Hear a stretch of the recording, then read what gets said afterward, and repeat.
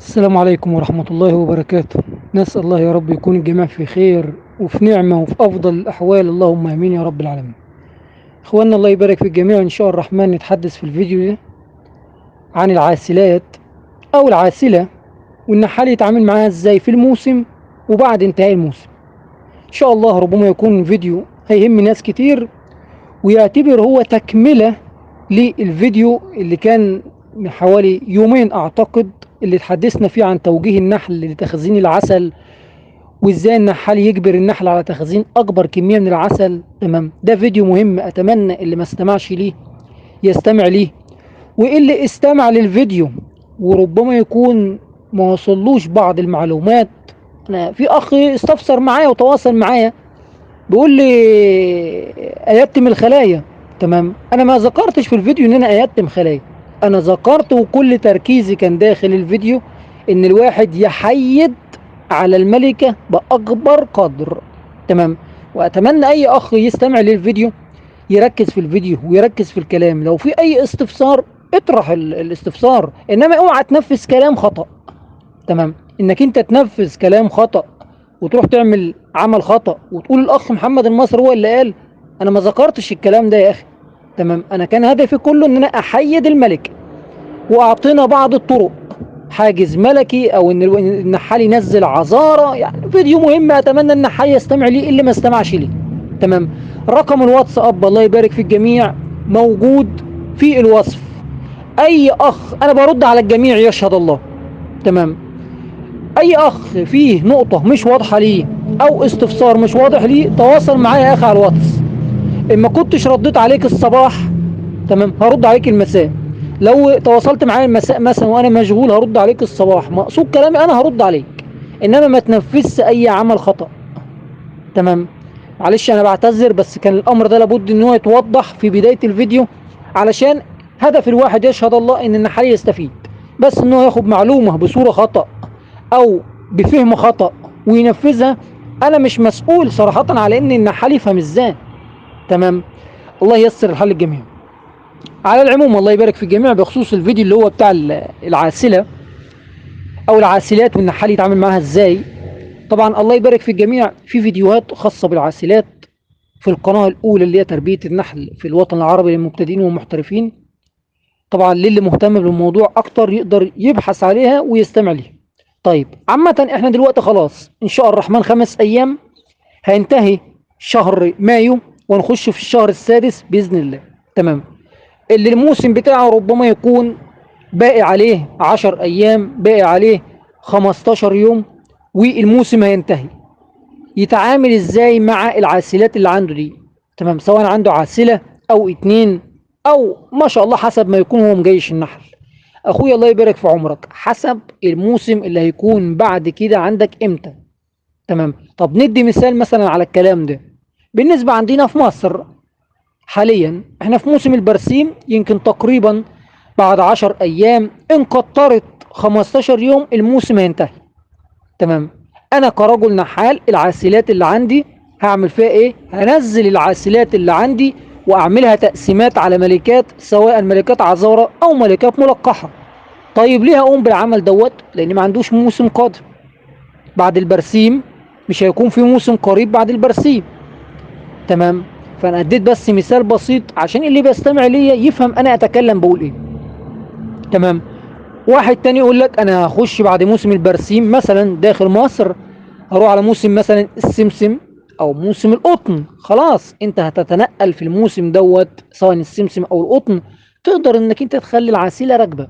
تمام، اخ تاني من الجزائر مثلا يقول لك انا بعد موسم السدر هروح موسم اخر، عاوز تخلي العسيلة راكبة لا يوجد مشكلة طالما هيكون عندك موسم فيض. تمام، عاوز تخلي العسيلة لا يوجد مشكلة. الأخ اللي نقدر نقول قدامه شهرين أو 3 شهور، تمام، يعني نقدر نقول على شهر 9 أو شهر 10 هيكون في مواسم عسل عنده، أصبح أنت ما تخليش العسيلة راكبة طول الفترة دي.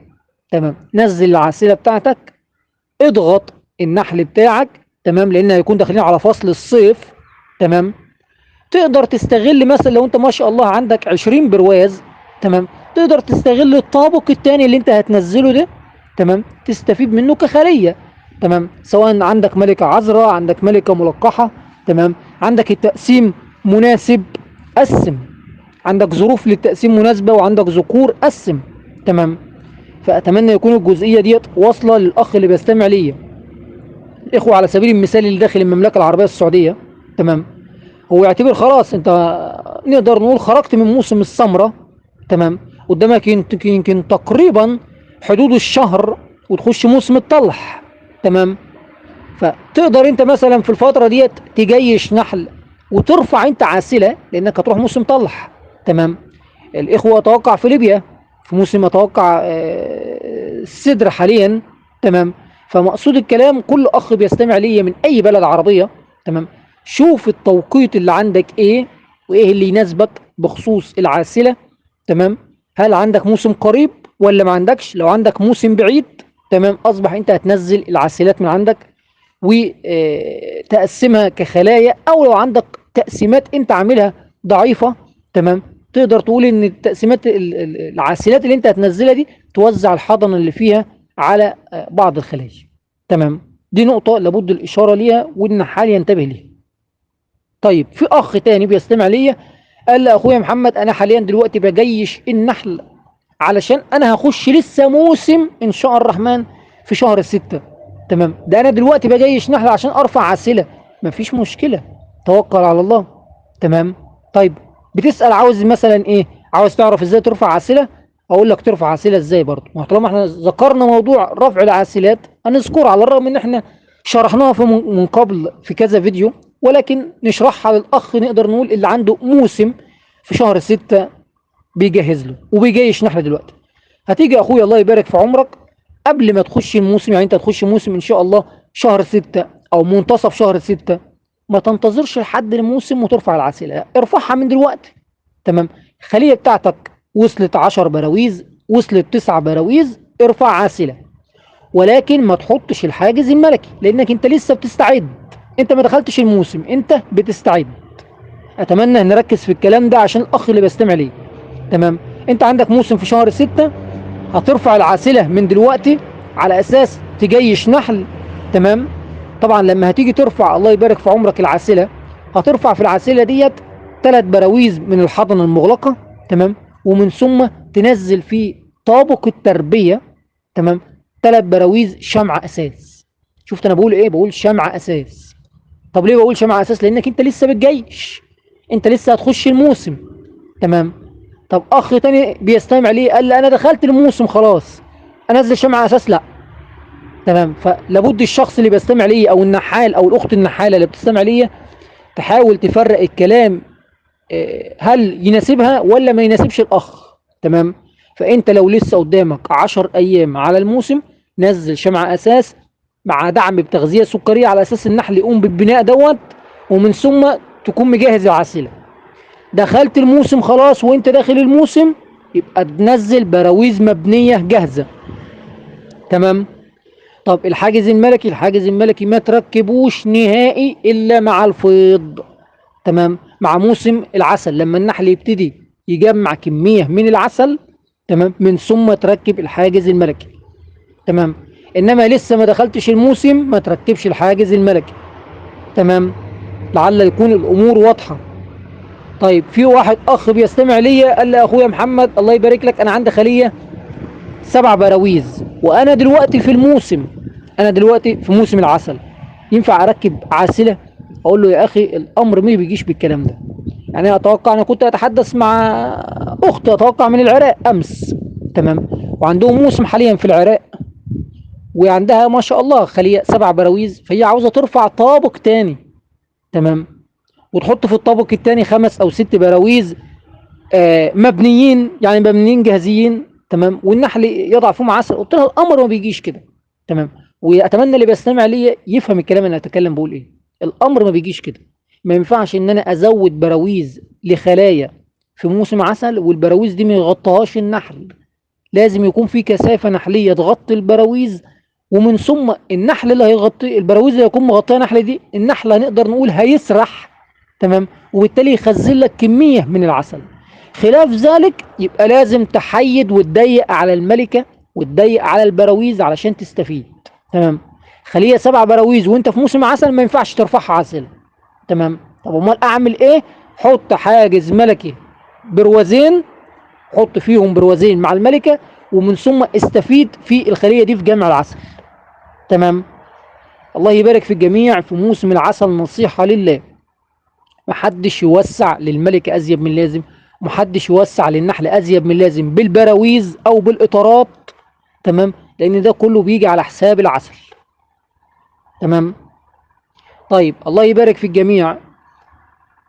في بعض الإخوان برضو من ضمن الاستفسارات يقول لك أخويا محمد أنا عاوز أحجز الملكة في طابق الثاني أو في العاسلة، وأخلي الطابق اللي هو التربية الطابق الأول بدون الملكة، يعني هيحط حاجز ملكي ما بين العاسلة وما بين طابق التربية.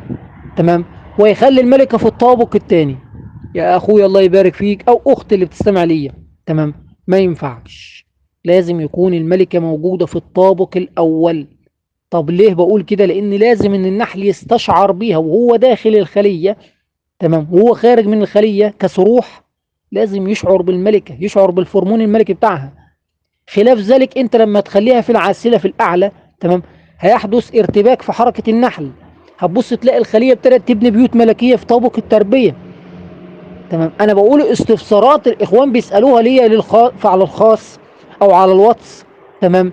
وبنحاول ان احنا نقولها للجميع، لان طالما اخ سالها مره واتنين يبقى في ناس كتير ربما يكون عاوز تعمل الشيء ده. تمام.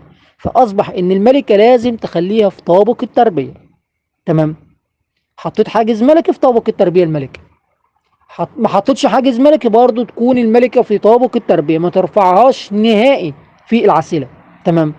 في حاله انك انت بتجيش نحل وما انتش حاطط حاجز ملكي، تمام، والملكه بتصعد العاسله وبتصعد في طابق التربيه، بتتحرك زي ما بيقولوا على كيفها وتضع البيض، مفيش مشكله لان هي اللي بتطلع. تمام. انما انا كنحال اخد احجزها فوق، او انا كنحال احجز الملكه في العاسله، لا. تمام. اتمنى يكون الجزئيه ديت واصله للاخ اللي بيستمع لي. النقطة الأخرى الله يبارك في الجميع، وربما يكون برضو بعض الإخوان بيسألوها دايما باستمرار على الخاص، وهي عندي 4 أو 5 خلايا ضعيفة على 5 براويز الخلية، وداخل موسم عسل أو في موسم العسل وعاوز أستفيد، ينفع أضم الخلايا دي؟ ضم الخلايا أخي، بس نصيحة لله، لو الملكات، أتمنى الأخ اللي عاوز يقوم بالعمل ده يركز معايا. لو الملكات اللي عندك في الخلايا، نقدر نقول اللي انت عاملها تقسيمات جديدة ديت اللي هي 5 براويز 4 براويز، لو ملكات دي ملكات فتية، ملكات كويسة، احتفظ بيها. احتفظ بيها ليه؟ لان نقدر نقول هتخسر ملكة زي كده هتبقى بنتيجة سلبية عليك. تمام. يعني خلينا نقول دلوقتي انت عندك في المنحل 4 خلايا، كل خلية 4 براويز او 5 براويز. انت بتضم الخلايا دي ليه؟ بتضمها الهدف منها ان يكون عندك جيش من السارح او جيش من النحل السارح، تستفيد بكمية كبيرة من العسل في الموسم. تمام. طيب حافظ على الملكة، حطها في نوية عندك، تمام، على اساس بعد موسم العسل ما يخلص، تمام، لو حبيت انك انت تقسم خلايا وظروف التلقيح عندك مش مناسبة، يبقى انا عندي الملكة اللي انا كنت محتفظ بيها. تمام. نتمنى الجزئية دي تكون واصلة للأخ. تمام. بعض الإخوان عاوزين مثلا يضم خلايا مثلا 7 براويز على خلية أخرى 7 براويز، أو على خلية 10 براويز، يعني يعمل، نقدر نقول يعمل خلية بعسلة عشان يكون عنده جيش، لا يوجد مشكلة. ضم بطريقة صحيحة، أهم حاجة منعا للتقاتل ما بين النحل، دي الأساس. تمام. الأمر الآخر الله يبارك فيك، احتفظ بالملكة اللي أنت هترفعها من الخلية. تمام. هل ممكن أن يحدث تكذيب في موسم العسل؟ ده سؤال يطرح نفسه. هل ممكن يحصل تكذيب في موسم العسل؟ نعم يحدث. بس يحدث امتى؟ يحدث لو الخلية نقدر نقول فقدت الملكة وجلست 15 20 يوم بدون ملكة. تمام. يحدث تكذيب في الحالة دي. تمام. ولذلك الله يبارك في الجميع، اي اخ اللي بيستمع ليا في اي موسم عسل، انت كده كده لابد انك انت وظيفتك ايه في موسم العسل؟ ده سؤال يطرح نفسه. وظيفتك ايه في موسم العسل؟ اولا، لو النحل احتاج توسع علشان يخزن في البراويز دي عسل، بتضيف اساسات. ومن ثم لو انت عندك نشاط داخل موسم العسل في حبوب اللقاح، يبقى انت لازم تفحص الخلايا ديت منعا لحدوث تطريد، زي مثلا البرسيم عندنا في مصر، تمام، او موسم حبة البركة اللي في سوريا، تمام، او اي موسم اخر من اي اخ بيستمع ليا، تمام. طالما النحل بيجيب كميات حبوب لقاح لازم تفحص النحل ده كل 6 ايام، شرط اساسي. كل 6 ايام تفحص الخليه، لان ممكن خليه عندك من طابق واحد مكونه مثلا من 9 براويز او 8 براويز، تمام، تبص تلاقي النحل بنى بيوت تطريد وطرب منك في الموسم، خرج منك طرد يحمل كثافه نحليه نقدر نقول دمر لك الموسم، تمام. دي وظيفتي انا كراجل نحال.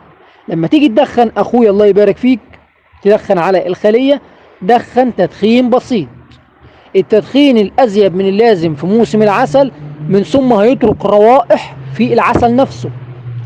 انت كرجل نحال بعد ما تفرز العسل هتبص تلاقي انك انت نقدر نقول ايه، العسل بتاعك طعمه مش مستصاغ، الطعم بتاعه مش يعني اقولها لك ازاي، مش مستحب، طعم العسل مش مستحب. ما تدخنش تدخين ازيد من اللازم، تمام. انت طبعا احنا بنتكلم انك انت تفتح الخليه تدخين بسيط بس. والله يعلم الله، انا كنت داخل المملكه العربيه السعوديه، اتذكر في منطقه نواحي الطائف في موسم السمره، كنت في موسم السمره دي نهائي صعب ان انا ادخن، تمام. واحد بيقول لي انت النحل كنت شغال في مثلا نحل بلدي يعني هادي، مش زي النحل التل الشرس اللي موجود مثلا في شمال افريقيا. يا اخي انا معاك والله، انا معاك، بس احنا بنقول على قد ما اقدر، تمام، ما دخنش تدخين زياده. انا بشوف بعض الاخوان بيمسك المدخنه، والله على ما اقول شهيد، بيخلي الخليه تطلع دخان لدرجه انك ما تشوفش النحل، تمام. مش للدرجه دي، تمام. انت الهدف ايه؟ انك انت بتخلي النحل يستشعر ان في خطر، تمام، ومن ثم النحل يكون هادئ بالتدخين، تمام، بكميه بسيطه، مش ان انا اولع في الخليه بالدخان. نتمنى التركيز على النقط ديت والنصائح دي كلها، بالاخص من الاخ المبتدئ اللي بيستمع ليا، لان ديت امور مهمه بجد، تمام. ممنوع الله يبارك في الجميع اي اخ يحط اي ماده، تمام، سواء مضادات حيويه او التوم اللي هو بيكافح بيه مثلا فروه او اي ماده لمكافحه الفروه، تمام، داخل موسم العسل. اتمنى ذلك منك. بعد الموسم يا اخي اعمل اللي تعمله، تمام، اعمل اللي تعمله بعد الموسم. انما في الموسم انت طالما، ده احنا بنتكلم على اساس ضمير بقى، طالما انت عاوز شويه عسل نقدر نقول صافيين، عسل طبيعي ما فيهوش مضادات حيويه لا قدر الله، لان ممكن يشتري منك مريض سكر، ممكن يشتري منك اي اخ محتاجه للشفاء، فما تحاولش تضر الناس، تمام. هيقول لي انا عندي والله مرض حضنه في الخلايا، عندي مشاكل، اقول لك يا اخي الامور ما بتعالجش كده، صدقني والله العظيم. لما تحط مثلا، لو انت عندك مرض حضنه حقيقي في موسم العسل، تمام، وحطيت مضادات حيويه او حطيت اي امر ما، مش هيديك نتائج. تقدر تاخد طرق تقليديه وهتديك نتائج افضل من ممتاز، تمام. انا بكلمك بصدق وما يرضي الله، تمام. فالله يبارك في الجميع عشان ما نطولش في الحديث. بالنسبه للعسله، تمام، زي ما احنا بنقول كده، بالنسبه للاخ اللي هو ان شاء الرحمن بعد انتهاء الموسم، سواء بعد 5 ايام بعد 10 ايام، تمام، هيكون في موسم قريب. يعني الموسم مثلا 10 ايام هيبدا موسم جديد عنده، 15 يوم هيبدا موسم عنده. خلي العسله زي ما هي، تمام، وابتدي جاي يشنح لك مره اخرى استعدادا للموسم. لو موسم عندك تقريبا هيجلس له في حدود الشهرين على ما يكون عندك موسم جديد، لا، في الحاله ديت انا انصحك نصيحه، نزل العسله، تمام، نزل العسله، ومن ثم البراويز اللي انت هتنزلها في العسله دي تقدر تستفيد منها مثلا في خلايا تقسيمات او خلايا ضعيفه، او تعملها تقسيمات اخرى، تمام. كذلك النصف عسله، بعض الاخوان اللي بيكونوا حاطين نصف عسله كذلك شيلها، ملهاش لازمه طالما ما عندكش موسم عسل قريب، تمام. دي نقطه لابد الاشاره ليها. طيب في نقطه لابد التوضيح ليها ونصيحه للاخوان، وهي انا جيت فرست العسل اليوم، اتمنى نركز في الكلام ده. جيت فرست العسل اليوم على سبيل المثال الجمعه، تمام، والموسم خلص عندي ومفيش رحيق في المرعى، تمام. ايه الخطوات اللي اقوم بيها؟ تمام، ايه الخطوات اللي اقوم بيها بعد انتهاء الموسم؟ باختصار شديد، ضم براويزك او اضغط براويزك، تمام. رتب امورك مره تانية، ابتدي غذي الخلايا دي، انك انت اخدت العسل اللي جوه الخلايا كامل، تمام. هنتكلم بصراحه بما يرضي الله، معظم اللي بيفرز العسل بياخد العسل كامل. تمام. فمعنى انك انت تاخد العسل وتقول لها اذهبي انت وربك فقاتلاه، يبقى ده امر ما يرضيش ربنا سبحانه وتعالى. تمام. انت اخدت العسل، فرست العسل، بالتالي هتيجي بعديها بيوم او اتنين تفحص المنحل، تتاكد من الملكات وضعها موجوده ايه الملكات لا قدر الله اللي تم فقدانها، ايه الخلايا اللي نقدر نقول اللي محتاجه تشيل منها براويز، الخلايا الاخرى اللي محتاجه تدعم ببراويز. تمام. بتنظم امورك، بتضغط نحلك. تمام. بتغذي نحلك. واحد بيستمع ليا بيقول انا هيكون عندي في الموسم رحيق. تمام.